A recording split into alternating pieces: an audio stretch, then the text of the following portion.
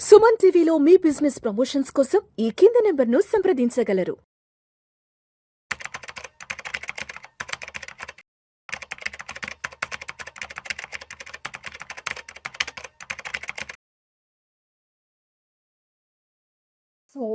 Welcome to Suman TV viewers and I'm Madhvi Reddy, certified financial planner and mutual fund distributor. So అందరికీ తెలిసిందే 2013లో మనం చూసుకున్నట్లయితే ఈ direct plans వచ్చాయి. So ఎవరిది అంటే డైరెక్ట్గా ఏఎంసీస్కి వెళ్ళి అక్కడే బై చేసేసుకుంటున్నారు, లేదు ఏదైనా యాప్స్ని యూస్ చేసుకొని బై చేసేసుకుంటున్నారు. సో డూ దే రియలీ ఆ లోయర్ ఫీజ్ ఏదైతే ఉంటుందో నిజంగా హయ్యర్ రిటర్న్స్ ఇన్వెస్టర్స్కి ఇచ్చాయా లేదా అంటే మనకి 2013లో స్టార్ట్ అయింది. సో ఇప్పుడు మనకి 2026. సో ఎవరైతే ఈ డైరెక్ట్ ప్లాన్స్లోకి వెళ్ళారో నిజంగా వాళ్ళు అంత గెయిన్ అయ్యారా, రియల్లీ ఈ తక్కువ మనకి ఏవైతే ఫీజ్ ఏదైతే లో ఉందో ఈ డైరెక్ట్గా వెళ్ళిన వాళ్ళకి హయ్యర్ రిటర్న్స్ వచ్చాయా లేదా అనేది మనము ఒకసారి గమనిద్దామండి. సో ఇక్కడ ఏంటంటే మనకి డైరెక్ట్ ప్లాన్స్ ఇప్పటి వరకు మనం చూసుకుంటే ఓన్లీ 30% ఏయుఎంలో ఏయుఎం ఎసెట్స్లో 30% మాత్రమే డైరెక్ట్గా వెళ్ళారు. ఇంకా 70% వరకు డిస్ట్రిబ్యూటర్స్ ద్వారానే మనకి జరుగుతూ ఉంది. ఆ తర్వాత మనం చూసుకున్నట్లయితే కంపేర్ చేసుకుంటే ఇది ఎంత డిఫరెన్స్ ఉంటుంది అంటే స్కీమ్ బట్టి ఉంటుందండి. మనకి 1%, 1.5% ఇట్లా మనకి ఆ డిఫరెన్స్ అనేది కనిపిస్తూ ఉంటుంది. అంటే రెగ్యులర్ ప్లాన్లు డైరెక్ట్ ప్లాన్లు చూసుకుంటే దాదాపుగా రిటర్న్స్ చూసుకున్నట్లయితే ఒక 1% వస్తుంది.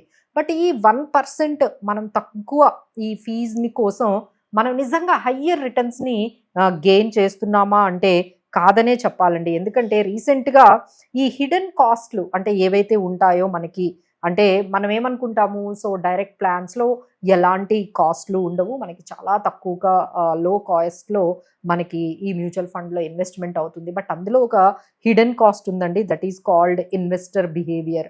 సో ఈ ఇన్వెస్టర్ బిహేవియర్ వల్ల చేసే మిస్టేక్స్ అసలు ఈ 1% కాస్ట్ని ఎప్పుడో దాటిపోయాయండి. అంతకన్నా ఎక్కువ లాసెస్లోకి వెళ్ళిపోతూ ఉన్నారు.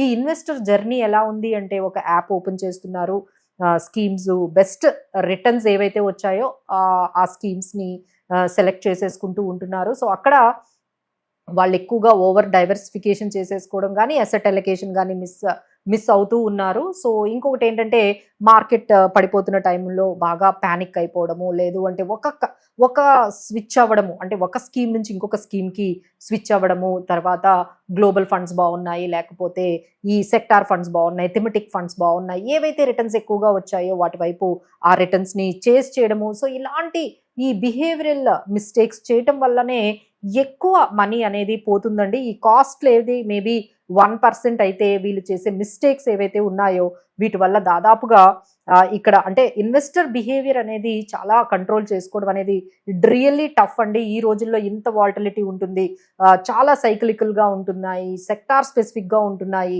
ఈ రోజు బాగా పెర్ఫామ్ చేస్తున్న మిడ్ క్యాప్ మేబీ 1-2 ఇయర్స్ తర్వాత పెర్ఫామ్ చేయకపోవచ్చు. సో మీరు ఈ రోజు ఏదైతే తీసుకున్నారో టాప్ పెర్ఫార్మర్ అని 2 ఇయర్స్ తర్వాత అది అంత బెస్ట్ పెర్ఫార్మర్ కాకపోవచ్చు. సో ఇలాంటి టైంలో అసలు ఎలాంటి ఏఎంసీస్కి వెళ్ళాలి, ఎలాంటి స్కీమ్స్లోకి వెళ్ళాలి, ఎక్కడ మనకి అసెట్ అలొకేషన్ జరుగుతుంది అనేది కంప్లీట్లీ మిస్ అయిపోతున్నారండి. దానివల్ల ఏమవుతుందంటే మ్యూచువల్ ఫండ్స్ నుంచి నెమ్మదిగా అందరూ కూడా ఎగ్జిట్ అయిపోతున్నారు, ఎస్ఐపీస్ మొదలు పెడుతున్నారు, బట్ డిఫరెంట్ రీజన్స్తో ఎగ్జిట్ కూడా అయిపోతున్నారు. సో దే ఆర్ మళ్ళీ స్విచ్ ఆఫ్ స్విచ్ ఆన్ అండి. అంటే కొన్ని రోజులు ఎస్ఐపీ చేస్తున్నారు, ఆపేస్తున్నారు, మళ్ళీ స్విచ్ ఆన్, మళ్ళీ స్విచ్ ఆఫ్, కొన్ని రోజులు ఆపేస్తూ ఉన్నారు. సో దీనివల్ల వాళ్ళ ఏదైతే ఈ కాస్ట్ ఏదైతే వాళ్ళకి మిగిలింది, మనం డైరెక్ట్గా వెళ్ళిపోయినందువల్ల మనకు ఒక 1% మిగిలింది అనుకున్నారో, బట్ ఈ ఆపర్చునిటీ కాస్ట్ మిస్ అయిపోతున్నారు, ఈ కాంపౌండింగ్ మిస్ అయిపోతూ ఉన్నారు. అసలు ఎస్ఐపి అనేది వర్కౌట్ అయ్యేది మీరు మార్కెట్స్ డౌన్ అవుతున్నప్పుడేనే ఎవరైతే కంటిన్యూగా ఇన్వెస్ట్ చేస్తారో వాళ్ళకు మాత్రమే ఎస్ఐపి అనేది బాగా వర్కౌట్ అవుతుందండి. బట్ బికాస్ ఆఫ్ ఫియర్ మీరు ఓన్గా చేసుకోవడం వల్ల ఇలాంటివన్నీ జరుగుతున్నాయి. Better to hold on very good ఒక ప్రొఫెషనల్ని, ఒక ట్రస్ట్ వర్ది అడ్వైజర్ని కానీ పెట్టుకున్నట్లయితే ఈ 1% ఏదైతే పే చేస్తున్నారో డెఫినెట్లీ ఇట్ విల్ వర్త్ అవుతుందండి. But it is all depend upon మీరు మంచి ఎక్స్పర్ట్స్ని కానీ ప్రొఫెషనల్స్ని కానీ మీరు లైక్ వాళ్ళతో జర్నీ చేసినట్లయితే మీకు టైంకి ఎలాంటి డెసిషన్స్ తీసుకోవాలి, ఇలాంటి ఫియర్ ఉన్నప్పుడు మార్కెట్స్ పడిపోతున్నప్పుడు ఎలాంటి స్కీమ్స్లో ఉండాలి, ఎలాంటి ఏఎంసీస్ని మనము ట్రస్ట్ చేసుకోవచ్చు, ఎలాంటి చేంజెస్ చేసుకోవాలి, నిజంగా ఈ స్విచ్ అవసరమా, స్విచ్ అవసరం లేదా, కంటిన్యూస్ మానిటరింగ్ కానీ రివ్యూస్ కానీ అవన్నీ చేసుకున్న వాళ్ళతో మీరు కానీ వెళ్ళినట్లయితే అలానే మార్కెట్స్ పడిపోతున్నప్పుడు మీకు ప్యానిక్ అవ్వకుండా వాళ్ళు మిమ్మల్ని హ్యాండ్ హోల్డ్ చేస్తారండి. All these things can be overcome అయితే మీకు ఖచ్చితంగా చేస్తారు. బట్ ఎవరు మనము లైక్ ఈ పర్టికులర్ డైరెక్ట్గా వెళ్ళిపోవచ్చు అంటే ఎవరైతే ఈ మార్కెట్ వాల్యూషన్స్ గురించి బాగా అండర్స్టాండింగ్ ఉంటుందో, లేకపోతే ఈ రిటర్న్స్ రిస్క్ని ఆలోచించగలిగే వాళ్ళు ఎవరైతే ఉంటారో, అలానే డిసిప్లైన్డ్గా మార్కెట్లో మేము ఉండగలము అనే ఎవరికైతే ఆ పర్టికులర్ మైండ్ సెట్ ఎవరికైతే ఉంటుందో, ఎస్పెషల్లీ అసెట్ ఎలకేషన్ని అంటే ఈక్విటీలో లేకపోతే గ్లోబల్ ఫండ్స్లో, తర్వాత మనకి కమోడిటీస్లో అండ్ డెట్ ఫండ్స్లో ఎంత పర్సంటేజ్ ఉండాలి అనేది ఎవరికైతే అర్థమవుతుందో ఆ పర్సంటేజ్ని కరెక్ట్గా వాళ్ళ లైఫ్ స్టేజ్ బట్టి, గోల్ బట్టి ఎవరైతే మేనేజ్ చేసుకుంటూ వెళ్ళగలుగుతారో వాళ్ళకైతే ఈ డైరెక్ట్ అనేది సెట్ అవుతుందండి. బట్ ఈ విధంగా మీ పర్సనల్ లైఫ్లో ఉండే చేంజెస్ని, మార్కెట్లో వస్తున్న చేంజెస్ని అలైన్ చేసుకుంటూ మన ఇన్వెస్ట్మెంట్స్ చేయడం అనేది నౌవేడేస్ ఈజ్ వెరీ టఫ్ అండి. ఎందుకంటే మన పర్సనల్ లైఫ్లో కూడా చాలా చేంజెస్, చాలా అన్సర్టనిటీస్ వస్తున్నాయి. అలానే మార్కెట్లో కూడా చూస్తున్నాం కదండి, చాలా కొత్త కొత్త థీమ్స్ వస్తూ ఉన్నాయి. అలానే కొత్త ఛాలెంజెస్ కూడా మార్కెట్లో చాలా ఎక్కువగా డైనమిక్గా ఉన్నాయి. సో ఇలాంటి టైంలో ఈ 1% కోసం మీరు ఆలోచించకుండా better to hold on some good ప్రొఫెషనల్ని, ఒక అడ్వైజర్ని. ఈవెన్ దో 1% ఎక్కువైనా మీరు వాళ్ళనే హ్యాండ్ హోల్డ్ చేసుకోండి. ఎందుకంటే లైక్ ఈ 1% సేవ్ చేయడం కన్నా మీరు చేసే మిస్టేక్స్ వల్ల మీరు మిస్ అవుతున్న ఆపర్చునిటీస్ అయితే, మిస్ అవుతున్న వెల్త్ క్రియేషన్ స్ట్రాటజీస్ అయితే చాలానే ఉన్నాయండి.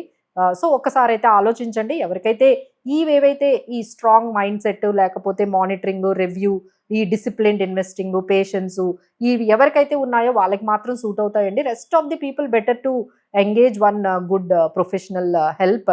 So we're there to help you అండి. సో ఎవరికైనా ఇలాంటి హెల్ప్ కావాలి, మనకి ఒక అడ్వైజర్ ఉండాలి, సో మనకి టైంకి మానిటరింగ్, రివ్యూ చేస్తూ ఉండాలి, స్కీమ్ సెలెక్షన్ చేస్తూ ఉండాలి, ఈ స్విచ్చెస్ ఎప్పుడు అవసరం అవుతాయి అప్పుడు చేసి ఇలాంటి సర్వీసెస్, అలానే మనకి ఈ ఎస్ఐపీస్ ఒక్కొక్కసారి ఆగిపోతూ ఉంటాయి, మళ్ళీ దాన్ని రీస్టార్ట్ చేసుకోవడం, ఇలాంటి చాలా సర్వీసెస్ ఉంటాయండి.